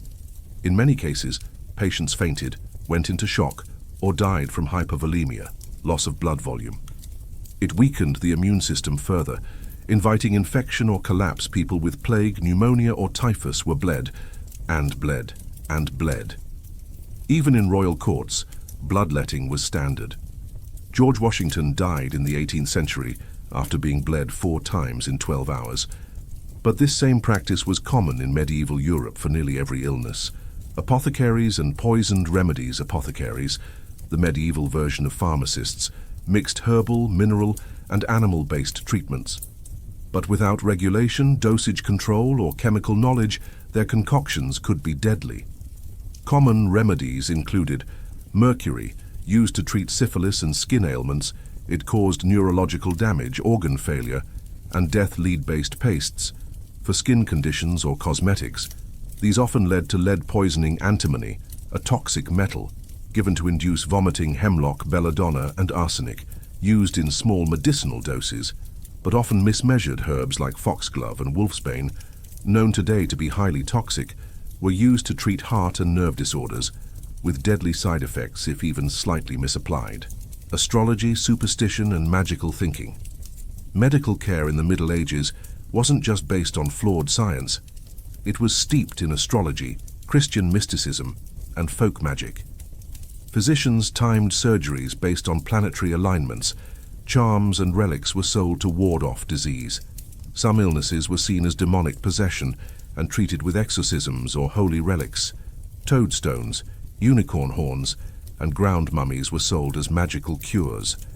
This created a situation where sick people might be treated with rituals rather than medicine, or given pagan elixirs laced with toxic materials, leading to death by belief instead of biology. Surgery. Without anesthesia or antiseptic, surgeons were often barbers or battlefield hacks. There were no painkillers beyond alcohol or opium, no antibiotics, no sterile tools. Common procedures: amputation, done with saws, no anesthetic, and a cauterizing iron lancing boils or abscesses, with filthy knives. Trepanation, drilling a hole in the skull to release bad spirits or treat trauma. Most patients died from infection, shock, or blood loss. The lucky ones passed out early and never woke up. Quacks, charlatans, and folk healers beyond trained physicians and monks, the medieval countryside was filled with traveling healers, herbalists, and witch doctors, many of whom sold love potions, aphrodisiacs, plague cures made from wine, salt, and urine snake oil-style tonics, claiming to cure every ailment. Some worked honestly with local knowledge. Others knowingly sold dangerous nonsense, and people died trusting them. One chronicler described a healer whose universal balm was later found to contain ground frog bones, moldy onions, and powdered chalk. Those who drank it perished swiftly. The healer fled town. Misdiagnosis, when the doctor got it wrong. Even the most educated doctors had no idea what caused illness. There were no stethoscopes, no microscopes, no tests, just observation and guesswork. Misdiagnosis often led to giving purgatives to patients with dysentery, causing dehydration and death, treating epilepsy as demonic possession with burning coals and iron pokers, treating rabies with vinegar enemas, which did nothing to prevent death, mistaking appendicitis or gallstones for melancholy and treating it with starvation or bleeding. Some were sincere, others were just wrong. In either case, their mistakes cost lives, many, many lives. Conclusion: medicine was a gamble. To get sick in the Middle Ages was to play the lottery with your life. The people trying to heal you might make you worse, even as they believed they were doing good. From deadly herbs to infections from unwashed tools, medicine often hastened death rather than delaying it. Some doctors and healers did make progress, especially through herbal medicine and trial and error learning. But for every step forward, there were countless unwitting executions disguised as cures. In a world without understanding of bacteria, viruses, or chemistry, the line between medicine and poison was as thin and as lethal as a bloodletting blade. Animal-borne illnesses and rabies, when beasts brought death. Not all killers wore armor. Some had claws, hooves, or fleas. In the Middle Ages, animals were everywhere. Livestock wandered muddy streets, dogs and cats shared homes with peasants, and vermin infested every grain sack and thatched roof. People depended on animals for food, labor, transport, and companionship. But they were also unwitting hosts of deadly diseases. Some were vectors, carrying invisible killers like bacteria and parasites. Others were threats in their own right, capable of delivering death with one bite. Of all the threats animals posed, rabies and rodent-borne illnesses stood out as particularly terrifying. They killed in ways that were both mysterious and horrifying. In a time when people didn't understand germs, a sudden illness after a dog bite or flea infestation seemed like a curse or divine punishment. In truth, it was biology in action, and it was brutal. Rabies, the beast within. Rabies, known in the Middle Ages as hydrophobia, fear of water, was one of the most dreaded animal-related diseases. Passed through the bite or saliva of an infected animal, typically dogs or wolves, rabies had no cure and an excruciating death. What rabies looked like. Initial symptoms were mild, fever, fatigue, tingling around the bite. Then came severe agitation, hallucinations, violent behavior, and extreme fear of water. The patient would foam at the mouth, become delirious, and eventually lapse into a coma. Death usually occurred within days, and it was both public and terrifying. Dogs and wolves. In rural areas, dogs were rarely vaccinated or confined. Stray dogs were common, and outbreaks of rabies would sweep through villages when one infected animal bit others. Wolves and foxes in the forests were also frequent carriers. In response, villages might slaughter all stray animals during an outbreak. Rabid animals were stoned, burned, or drowned. Victims were often exiled, chained, or left to die alone for fear they would turn mad. Rabies was considered a punishment for sin or witchcraft, and some victims were even executed after becoming violent, believed to be possessed. Rats and fleas, vectors of plague. While rabies was terrifying, rats and fleas were even more deadly, though the people of the time didn't know why. The bubonic plague, the Black Death, which swept Europe between 1347 to 1351 and killed an estimated 25 million people, was caused by the bacterium Yersinia pestis, carried by fleas that lived on black rats. Here's how it worked. Fleas bit infected rats. When the rats died, fleas jumped to humans. Infected fleas bit people, injecting the bacteria. Within days, victims suffered high fever, vomiting, and painful buboes, swellings in the groin, armpits, or neck. Death often followed within 72 hours. The role of rats and fleas wouldn't be discovered until centuries later. Medieval people believed the disease spread via bad air, miasma, divine punishment, or even witchcraft. Some even blamed cats, leading to their mass extermination, ironically, This allowed the rat population to explode, worsening the plague. Other animal-borne diseases. Medieval Europe was full of livestock, and these animals brought their own share of diseases, both to those who cared for them and those who ate them. Trichinosis, caused by eating undercooked pork infected with parasitic worms. Symptoms included muscle pain, fever and swelling, and in severe cases, death. Peasants rarely cooked meat thoroughly due to poor hearths and limited fuel. Brucellosis, Malta fever, spread through unpasteurized milk and infected cattle. Caused fever, sweating, joint pain and chronic fatigue, often mistaken for slow fever or other humoral imbalances. Anthrax contracted through contact with infected sheep, goats or cows. Skin infections could turn into black ulcerated lesions, and inhaled anthrax was rapidly fatal. Called the wool sorter's disease, it was an occupational hazard for textile workers. Avian diseases. Chickens and birds could spread salmonella and other gastrointestinal diseases. Poor hygiene meant fecal contamination was common. Bite wounds and septicemia injuries from animals, bites, scratches or kicks, could also become deadly on their own. Even a dog bite could turn septic, leading to infection, fever and gangrene. There were no antibiotics, so a deep puncture wound often resulted in amputation or death. Animal-inflicted wounds were sometimes treated with burning, vinegar washes, or poultices of dung and herbs, none of which reliably worked. People working with animals, farmers, herders, hunters, tanners, were constantly at risk of infection from cuts, scrapes, and exposure to contaminated hides and blood. Filth and feral beasts, a deadly environment. The medieval world was teeming with animals, and sanitation was almost non-existent. Pig pens were sometimes placed next to kitchens. Chickens lived inside homes during winter. Waste, both human and animal, was dumped in open streets, drawing vermin. Rodents and lice thrived in thatched roofs, hay beds, and grain stores. Even cities had livestock markets, where blood and entrails flowed freely into the streets, ideal breeding grounds for disease.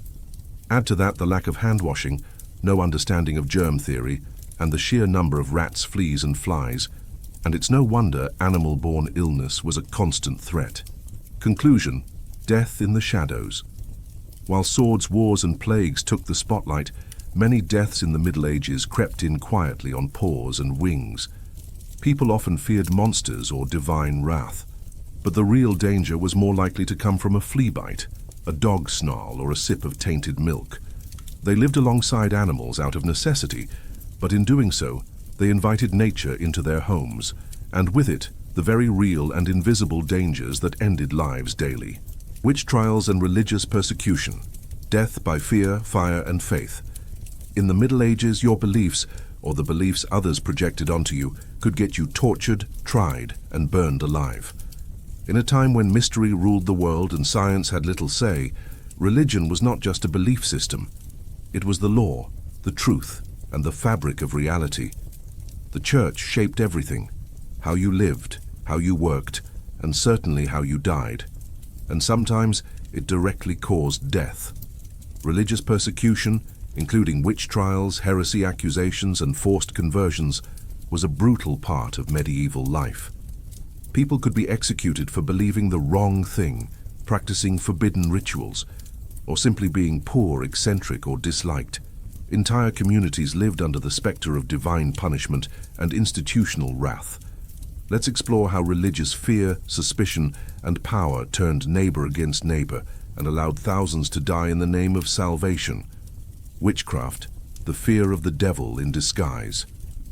Contrary to popular belief, the most infamous witch hunts happened in the early modern period, 16th to 17th centuries, but the roots of medieval witch hunting began in the Middle Ages, particularly in the late medieval period, 13th to 14th centuries.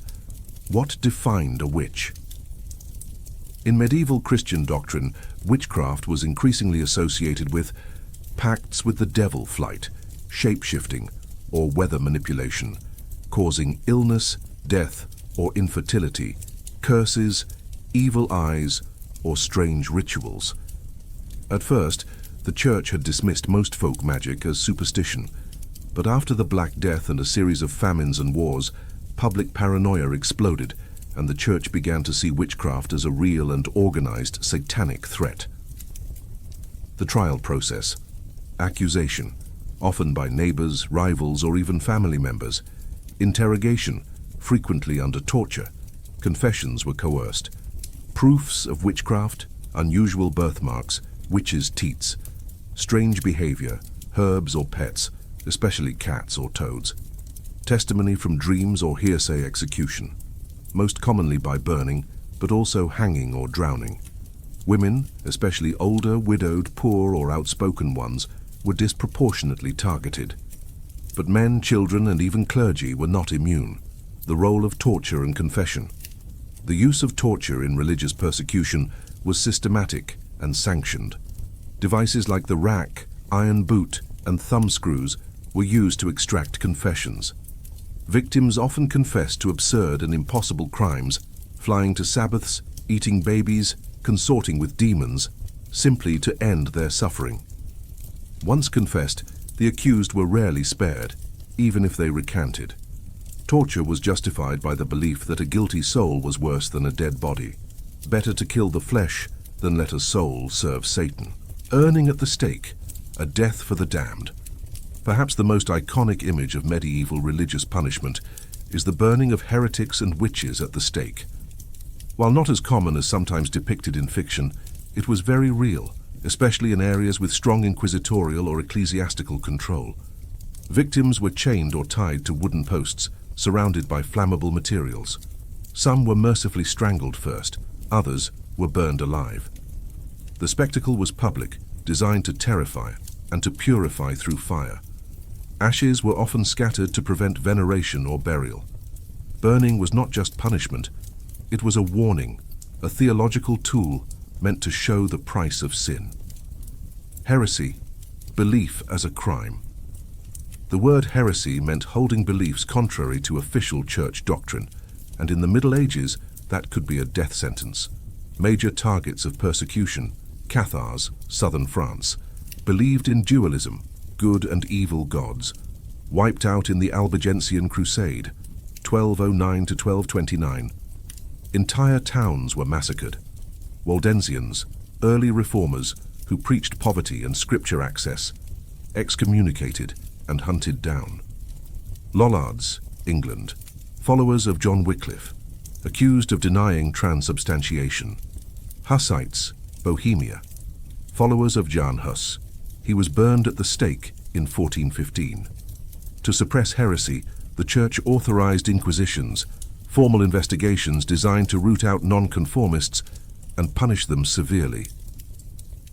The Inquisition, institutionalized persecution. The Inquisition began in the 12th century as a papal mechanism for controlling heresy. It grew into one of the most feared religious institutions in medieval Europe. Tools of the Inquisition, secret trials, anonymous accusations, property confiscation, torture to extract confessions, execution and public penance. While the Spanish Inquisition rose to fame in the 15th century, earlier medieval inquisitions were just as devastating, especially in Languedoc, Italy, and parts of the Holy Roman Empire. Being accused by the Inquisition meant presumed guilt, loss of all legal protection, public disgrace, and often death. Religious minorities, scapegoats, and victims. Jews in medieval Europe. Jewish communities were often tolerated but never trusted, living in ghettos and facing blood libel accusations, claiming they murdered Christian children, well poisoning accusations during the Black Death forced conversions, expulsions, and massacres. Examples: York Massacre, 1190. Dozens of Jews committed mass suicide in a tower to avoid forced baptism. Expulsions, England, 1290. France, 1306. Spain, 1492. Periodic pogroms, especially during times of famine or plague. Muslims in Iberia and the Crusades Muslims in Reconquista Spain were often forced to convert or flee. The Crusades killed not only combatants, but entire civilian populations, including Muslims and Eastern Christians. Religious zeal as justification for violence. Religious persecution in the Middle Ages wasn't just fear-based, it was theologically justified. Church leaders preached that purging heresy saved souls. Crusades, both abroad and domestic, like the Albigensian Crusade, were called holy wars. Killing the unbeliever was considered an act of divine loyalty. Dissent wasn't debate, it was rebellion against God himself. This belief empowered both mass violence and individual cruelty, and left a wake of dead martyrs, scapegoats, and sinners. Fear, ignorance, and power. At the root of it all was a lethal combination. Ignorance of the natural world, deep superstition, social unrest, and a powerful church hierarchy using fear as control. The result? Innocent people died for the weather, for a dream, for being poor or different, or for asking the wrong questions. Conclusion: no salvation for the accused. In a time when faith shaped every part of life, it also shaped many deaths. Whether at the hands of a mob or a church court, the victims of witch trials and religious persecution died not for what they did, but for what others feared they represented. To challenge the church, to stray from orthodoxy, to speak too loudly, or to simply be born into the wrong faith or class, was to risk torture, flame, exile, or worse. In the Middle Ages, belief was not private, it was deadly. And for thousands, it ended not in salvation, but in screams and smoke. Falls into wells, moats, and ditches, the deadly dangers beneath your feet. In the Middle Ages, death didn't always come from war, plague, or fire. Sometimes it waited quietly in a hole you didn't see in time. The Middle Ages were full of towering castles, winding roads, walled cities, and patchwork farmland, a world built by hand and shaped by terrain. But beneath that seemingly idyllic surface lurked hidden dangers, many of them surprisingly mundane: open wells, stagnant moats, deep ditches, latrine pits, and collapsed earth. While these might sound like minor threats today, in a time before fences, warning signs, or even proper lighting, falling into one of these hazards could mean a slow, undignified, and often gruesome death. Worse still, many such falls were unwitnessed, leaving victims to die alone from trauma, exposure, drowning, or infection. Let's examine how these forgotten traps of medieval life claimed lives, both tragically and frequently. Wells, death by drowning or descent. Wells were vital to medieval survival, the only consistent water source for villages, castles, monasteries, and farms. But without modern safety features, they were also death traps. How people died in wells. Children playing or wandering too close could easily fall in. Loose stonework or rotted wooden covers collapsed underfoot. People drawing water might lean too far over the lip and topple in. Wells also attracted thieves or drunkards at night, who often didn't climb out. Most wells were 20 to 60 feet deep, and if the fall didn't kill you, the cold, stagnant water might. Some were so narrow that a person became wedged, dying slowly of suffocation or exposure. Once inside, escape was nearly impossible without help, especially at night or in rural areas. Moats, the filthy moats of doom. Moats conjure images of defensive walls and drawbridges, but they were often filled with foul, still water, trash, and human waste. While they served a purpose militarily, moats were disgusting, disease-ridden, and deadly. Dangers of falling into moats. Drowning was the most immediate risk. Most moats were deep and steep-sided. The water was often toxic, filled with sewage, dead animals, and waste, leading to infection or disease. The mud at the bottom was thick enough to trap or suffocate a person. During sieges, moats might be filled with spiked boards, stakes, or burning oil. There are documented accounts of soldiers, servants, and even children falling into moats during storms, sieges, or drunken accidents, with tragic consequences. Ditches and trenches, invisible killers. Ditches were everywhere in the Middle Ages, carved to drain fields, line roads, surround fortifications, or separate properties. They weren't just trenches. They were often deep, unmarked, and hidden by brush or snow. Common risks. Nighttime travel often led to people stumbling into ditches they didn't see. During battles, soldiers retreated blindly and fell in. Horses and carts tipped into roadside gullies, crushing or drowning riders. Ditches near latrines or cesspits were especially diseased, infecting wounds and killing slowly. Even a simple sprained ankle could become deadly if the fall left someone stranded far from help. In winter, people fell into frozen ditches and died of exposure overnight. Latrine pits and cesspools, death by filth. It's hard to overstate just how unsanitary medieval life could be, and one of the deadliest and most horrifying ways to die was by falling into a latrine pit. These were large open pits used to store human waste, often located behind inns, monasteries, or town walls. Some were covered by planks, others by simple holes in benches. Real historical examples. In 1184, several German nobles and knights died in Erfurt when a floor above a latrine collapsed during a court meeting, plunging them into the pit below. Monks and servants cleaning cesspits sometimes slipped and drowned in the muck. The gas buildup in cesspools could asphyxiate anyone who descended too far or stayed too long. A fall into one of these pits often meant disease, suffocation, drowning, or all three. The idea of a crappy death was quite literal: accidental burial in sinkholes.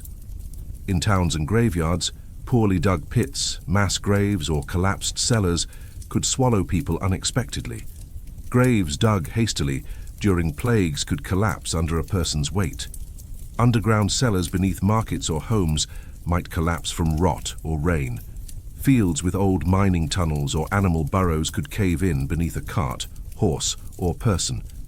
This kind of fall might not cause immediate death, but broken bones and infection were often fatal in a world without antibiotics or modern surgery. Moats and wells in warfare.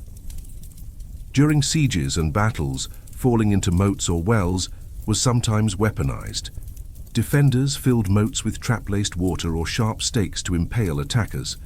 Saboteurs were known to poison wells, turning them into death traps for entire communities. Prisoners were sometimes thrown into dry wells or ditches and left to die of starvation. In war, the terrain itself was turned into a silent killer, and the same features that once gave life, like a well, became tools of murder. The quiet tragedy of accidental death. Many of these falls weren't recorded. They weren't battlefield heroics or public executions. They were quiet, unseen deaths, the kind that happened on cold mornings or rainy nights. A missing traveler, a servant who never returned, a child who wandered too close. Medieval life was crammed with hazards, and there were no lights on the path, no warning signs, no guardrails. You simply had to know the terrain, or get unlucky. Conclusion: the world itself was a threat. In the Middle Ages, danger didn't always come in the form of a sword, a plague, or a mob. Sometimes it came from the very ground beneath your feet. A misplaced step, a crumbling board, or a poorly marked trench could turn a normal day into a terrifying descent into darkness. Falls into wells, moats, ditches, and pits were common, fatal, and largely forgotten. But they tell us something profound about the world medieval people inhabited. It was rough, unmarked, and indifferent to missteps. Even when you weren't at war, the very landscape itself could rise up and claim your life. Exposure and environmental deaths, when nature was the executioner. In a world without insulation, heating, forecasts, or modern shelter, the elements themselves could kill you, slowly, silently, and without mercy. We often imagine the Middle Ages through the lens of castles, cathedrals, and crowded markets. But for most people, life was spent outdoors, in fields, forests, or rudimentary dwellings that offered little to no protection from the elements. Whether you were a peasant laboring from sunup to sundown, a traveler caught in the woods after dark, or a soldier marching through winter mud, exposure to heat, cold, wind, and rain could end your life as surely as a sword or plague. This was a world with no weather forecasts, no waterproof boots, no central heating, no thermal layers. The only real shield from the natural world was luck, prayer, or privilege, and for many, those failed. Death by cold, hypothermia, and frostbite. Cold weather was one of the most common and unforgiving killers in the medieval world. especially during the Little Ice Age, roughly 1300 to 1850, which brought colder winters and unpredictable seasons. Risk factors: thin or soaked clothing during rain or snow, no insulation in homes, often with open hearths and wind-drafty walls, sleeping outdoors due to homelessness, travel, or military campaigns, getting lost in forests or mountains. Hypothermia occurs when the body loses heat faster than it can produce it. Without shelter or fire, people slipped into unconsciousness and died quietly, often assumed to be sleeping. Frostbite also claimed fingers, toes, and limbs, especially among soldiers, beggars, and children. Historical examples: winter sieges often killed more men through cold than battle. The Siege of Chartres, 1568, saw men freeze to death outside the walls. Shepherds and woodcutters were often found frozen in the fields, miles from shelter. Death by heat, sunstroke, dehydration, and exhaustion. Though less discussed, heat was just as lethal. In regions like southern France, Spain, Italy, or the Middle East during the Crusades, the sun could be a ruthless executioner. Risks of overheating. Laborers in fields wore wool clothing, often black or dark brown. There was little concept of hydration or electrolyte balance. Water sources were limited, stagnant, or contaminated. Travel or war in hot regions led to sunstroke, where the body temperature rose uncontrollably. Victims of sunstroke experienced confusion or collapse, fever and hallucinations, vomiting and seizures, death within hours if untreated, and treatment wasn't known. Rain, floods and mud, hidden killers. Rain may seem mild today, but in the Middle Ages, a rainy season could become a death sentence. Common risks: roads turned into impassable, sucking mud, swallowing carts and livestock. Flash floods swept away entire villages, especially those built near rivers or lowlands. Cold rain led to hypothermia, especially when wet clothing clung to the skin. Wet conditions spoiled crops, triggering famine and malnutrition. In 1315 to 1317, relentless rain across northern Europe caused the Great Famine, killing millions through starvation, all rooted in climate disaster. Windstorms and falling trees, high winds, could flatten medieval structures. Houses, often made of wattle and daub with thatched roofs, could be blown apart during strong storms. Even walking in the forest during a windstorm was perilous. Falling limbs or entire trees crushed travelers and animals. No insurance, no emergency services, just silence, then impact. Landslides, rockfalls, and avalanches. In mountainous regions like the Alps, Pyrenees, or northern Italy, natural disasters were a constant threat. Rockfalls crushed travelers or entire flocks of animals. Avalanches buried paths, homes, or military encampments. Landslides triggered by rain or deforestation consumed villages. Monks traveling between mountaintop monasteries often left behind logs of brethren swept away by the land itself. Fog, darkness, and getting lost. Medieval roads were unlit, unmarked, and often overgrown. Travelers on foot or horseback lost their way easily, especially at night or in bad weather. Getting lost in medieval Europe meant exposure to the elements overnight, no clean water or food, risk of injury with no aid attacks by animals or criminals. Many who ventured into unknown woods simply never came back. Death by exposure, made worse by predators. When weakened by exposure, people became easy prey for wolves, wild dogs, or bandits. Lying unconscious in the woods after freezing temperatures or dehydration, you might be dragged off by animals, robbed and left to die, or mistaken for a corpse and buried alive. In colder regions, packs of wolves followed the outskirts of villages, waiting for the weakest or most isolated to collapse. Monks, hermits, and the voluntary suffering. Some exposure deaths were intentional, or at least accepted as part of religious discipline. Hermits and anchorites lived in caves, forests, or open-air cells, often dying from the elements. Ascetic monks slept on stone, wore hair shirts, or deliberately exposed themselves to the cold as penance. Many believed suffering purified the soul, and if that meant freezing to death in the wilderness, so be it. Poor shelter. Poor survival. Homes for peasants and the poor were one-room huts, no insulation. Often shared with animals, leaky thatched roofs and dirt floors. Without a good fire or dry clothing, a cold rainstorm or harsh winter could wipe out entire households.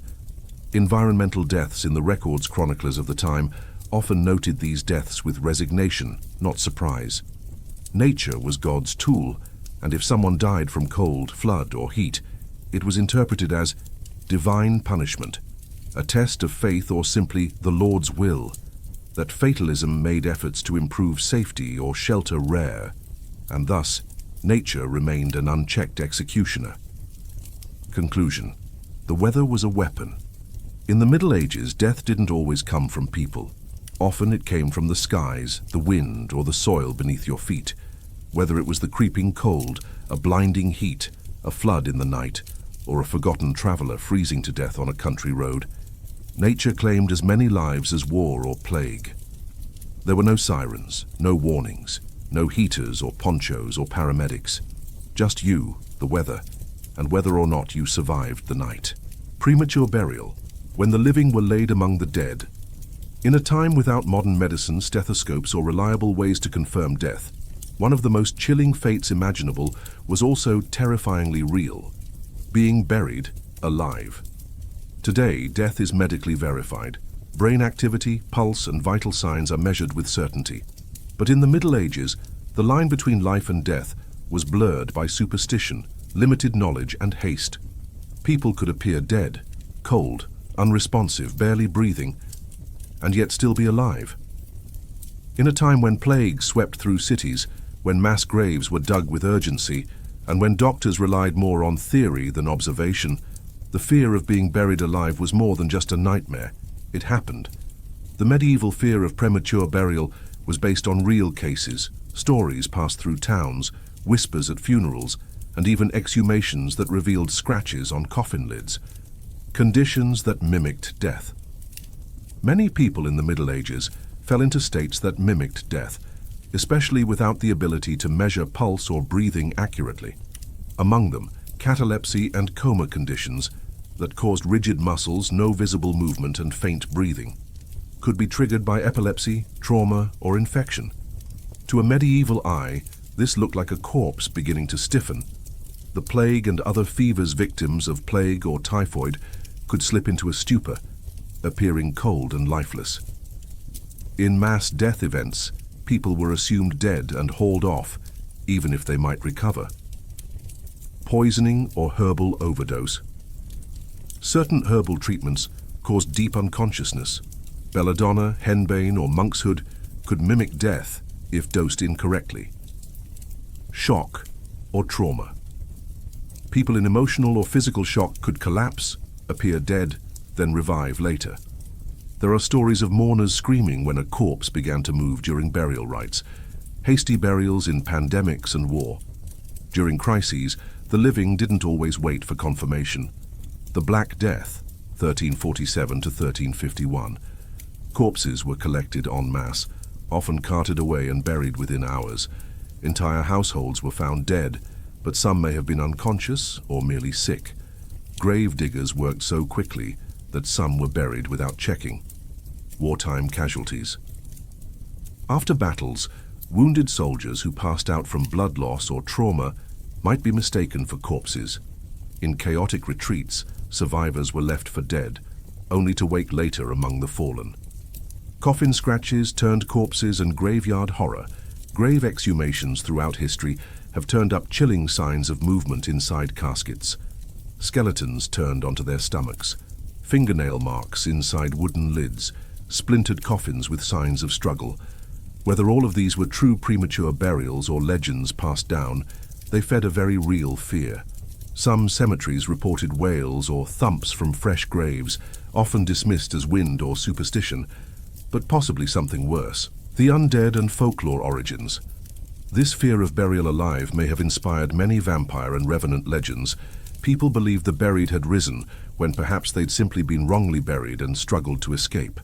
In Eastern Europe, corpses were staked through the chest or decapitated to prevent them from rising again. It's likely that some of these risen dead were actually people buried too soon, and the trauma of their clawing escape was misinterpreted as supernatural. Preventive measures. The medieval safety coffin. While true safety coffins came later, especially in the 18th and 19th centuries, some medieval cultures developed crude precautions. Bells were tied to fingers of the recently deceased to signal life from the grave. Corpses were watched for days before burial in certain regions. The rich were sometimes embalmed more slowly, giving time for revival, though this was rare. In some monasteries, monks were required to watch over the dead for at least 24 hours to prevent premature burial. Psychological toll. Fear of being buried alive. This was not just an occasional tragedy, it was a cultural fear. Tales circulated of people waking in coffins, screaming in the earth, or being found days later, starved and twisted. The fear became so ingrained that many asked to be stabbed, decapitated, or burned after death, just to ensure it was real. Some last rites included tests for life, such as pinching the body or holding a mirror to the mouth. In an era when death was always near, the fear of dying the wrong way haunted the minds of many. Legal and religious repercussions.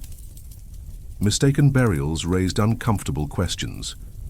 Was a soul still saved if it died in terror, not peace? Did the church commit a sin by burying the living? Was it God's punishment or a human failure? These questions led to increased caution in wealthier or more pious communities. But for the poor, or those dying in mass epidemics, such care was a luxury rarely afforded. Who was most at risk? Peasants and the impoverished, less likely to receive extended mourning or observation. Women during childbirth, sometimes presumed dead in labor or afterward, especially if bleeding rendered them unconscious. The sick during plagues. Rushed burials meant many died underground. The elderly and infirm. When breath slowed, it was assumed life had ended. Conclusion. A living death. To be buried alive in the Middle Ages was to suffer the worst death imaginable, one marked by panic, loneliness, and suffocation. It combined every medieval fear into one grim package: death, entrapment, mistaken judgment, and a possible curse on the soul. While rare compared to other medieval killers, the psychological terror of premature burial loomed large in the culture. And for those few unfortunate souls who experienced it, the horror was real and final. Maritime disasters and shipwrecks, death across the waves.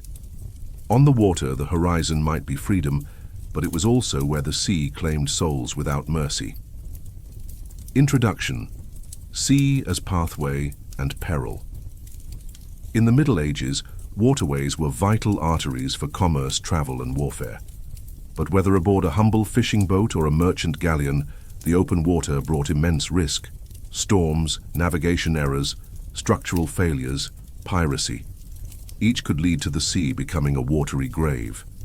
The sea didn't care if you were a sailor, pilgrim, soldier, or merchant. Once aboard, you entered a world governed by unpredictable winds and unrelenting tides. And if things went wrong, there was little hope of rescue. Storms and shipwrecks, deadly conditions. Sudden storms could overwhelm small vessels with towering waves, swamping them in minutes. Fog and haze made navigation nearly impossible. Ships ran aground on unseen reefs, shoals, or rocks. Lacking accurate charts or reliable compasses, many voyages ended in tragedy when ships struck the unknown. Historical tragedies. In 1120, the White Ship, carrying William Adelin, heir to the English throne, sank in the English Channel. All but one aboard died. Merchant cogs bound for the Baltic often foundered in storms, with entire crews and cargo lost. Pilgrim fleets headed to Santiago de Compostela or Jerusalem regularly suffered from gale-driven disasters. Sinking and the bellies of the sea survival after a shipwreck was rare. Hypothermia in cold waters killed crew and passengers quickly. Drowning was common. Ships rooted to their rigging, while planks turned to rafts far from land. Sharks, sea creatures, and exposure finished survivors who managed to cling to debris. Some drowned while still asleep below decks, with no warning before the final plunge. Fires and explosions at sea ships often carried tar, pitch, gunpowder, and oil, making fire catastrophic. A single spark or lightning strike might consume the vessel in minutes. Explosive cargoes might detonate, tearing ships apart and killing all on board. Wooden ships were fuel. Once ablaze, escape was nearly impossible. Pirates and privateers. The medieval seas were not just wild, they were violently lawless. Pirates or local lords often attacked merchant ships in straits and coastal waters. Resistance could mean being thrown overboard with heavy weights tied to your feet. Crew and passengers were killed, enslaved, or marooned on desolate islands. In the Mediterranean and North Sea alike, maritime travel was as risky from human threat as from natural forces. Navigational hazards mariners relied on landmarks, stars, and coastal features to navigate. But night travel carried huge risk of misjudging channels, reefs, or shoals. Maps were inaccurate and rare. Compasses were only beginning to be used in the 13th century. Carpenters' errors or pirate battles could leave ships leaking and doomed to sink in open water. Even experienced captains could see their vessels founder in shallow seas or break apart on hidden hazards. Medical emergencies at sea aboard ship, there were no surgeons or proper care. A broken leg, deep cut, or infection could become fatal from blood loss or gangrene. Dysentery spread rapidly in tight quarters. Malnutrition and scurvy were common on long voyages, weakening resilience against other threats. A small injury, left untreated, often escalated into death. Man overboard, a silent farewell. An accidental fall could end your journey abruptly. Sailors working aloft could fall into the sea, struck by falling spars, or knocked overboard in a swell. There was no rescue equipment. Overboard sailors were lost to sharks, exhaustion, and cold. At night, crew might fall through broken hatches and vanish without trace. Families would never know what happened, just that their loved one was gone, without a burial or goodbye. Burials at sea and the lost. If death came aboard, from sickness, injury, or drowning, there were bleak rituals. Bodies were weighted and thrown overboard, lost to the depths. In some cultures, bodies were buried at sea with ceremony, but remains were never recovered. Ill crew were abandoned in harbors and left to die alone. The sea claimed lives both at stormy endpoints and in quiet acceptance. Pirate ports and coastal mass graves shipwrecks often resulted in washed-up bodies or survivors reaching shore. Coastal communities might bury dozens at sea or in mass graves. Some shores gained reputations as ship graveyards, where bones littered dunes. Bodies were scavenged by wolves, gulls, or unscrupulous scavengers. Families never found closure. A life hated by the sea-wealthy merchant captains or military sailors may have survived longer at sea, but mortality on water was high. Scurvy killed by starvation and nerve damage. Storms wrecked ships regardless of rank. Injuries from long voyages never healed. Sailors understood their work was a gamble, sometimes a fatal one. Conclusion: sea death was pure and final. On land, you might be buried, mourned, or remembered. On the sea, you vanished. Waves erased your existence. Exposure, drowning, pirates, wreckage, death came swiftly and cleanly.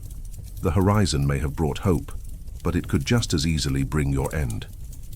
To live in the Middle Ages was to live in the shadow of death, not just from swords or sickness, but from nature, neglect, belief, and chance.